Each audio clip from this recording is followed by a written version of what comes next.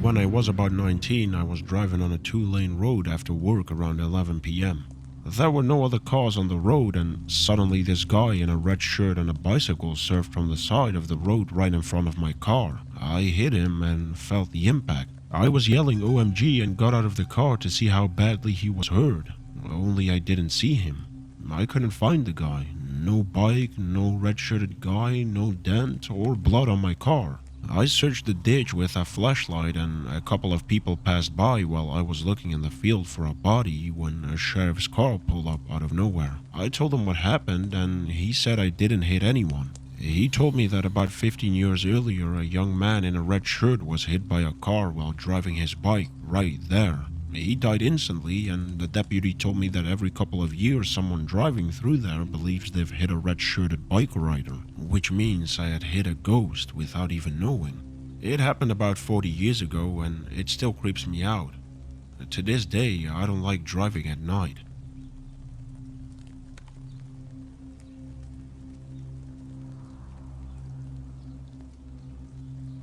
About 4 years ago, I was driving across the Colorado-New Mexico border at around 4 a.m. and I'm looking for a place to stop for fuel.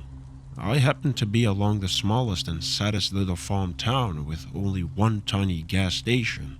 I hadn't seen another car for hours and it was freezing cold and it felt like this town was abandoned. Sometime later, I arrived at the gas station and I was pumping away feeling like I'm completely alone.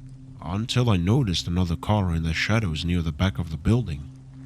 A very flashy black lowrider with completely tinted windows and four right out of a Mexican gangster movie looking guys leaning against it. I'll be honest, they scared the hell out of me.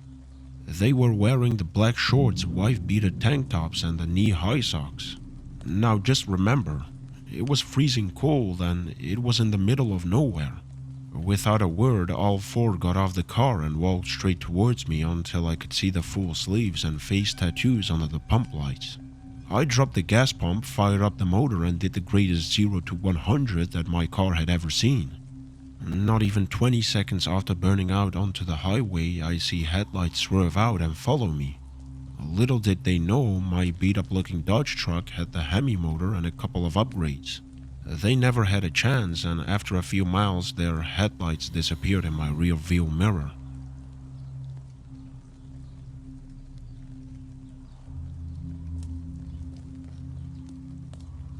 I was driving home late one night and was driving on a dark stretch of the highway. Suddenly, out of nowhere, a body was in front of me. I tried to swerve out of the way, but it was too late. My bumper was hanging onto the ground. The guy died. I went to a nearby gas station not knowing what to do.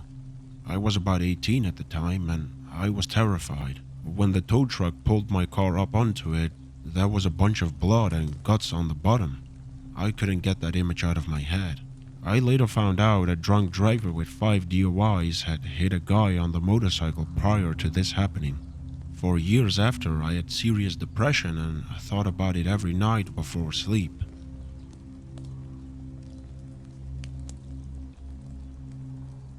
A lot of people that drive for a living can tell you about the running shadows. First time I saw them myself, I was on the tail end of 12 straight hours of driving. I was driving through the middle of nowhere in the desert at night. Very little light from the sky and no man-made lights even on the horizon. Just the pitiful cone from my truck's headlamp. And being in the middle of the desert, it pretty much only lights up the road ahead. As I was driving, I started to see shadowy figures running alongside my truck out of the corners of my eyes, on 2 legs and even on 4. All I could think about is the creepy stories you read online about shit that lives out in the desert. I rolled my windows up and cranked up the volume on my radio. I drove like that for around an hour and they slowly disappeared into the darkness about 15 minutes outside of a little one-light town. I've had people try to carjack me, rob me after I pull over to rent a raid, and people try to jump out at me on Twisty Mountain Road. You name it. But nothing matching that level of fear the first time I saw them. It felt like my spine was rippling like a ribbon in a wind trying to jump clear out of my back and hide under the seat. I was absolutely horrified, but I have gotten used to it about now.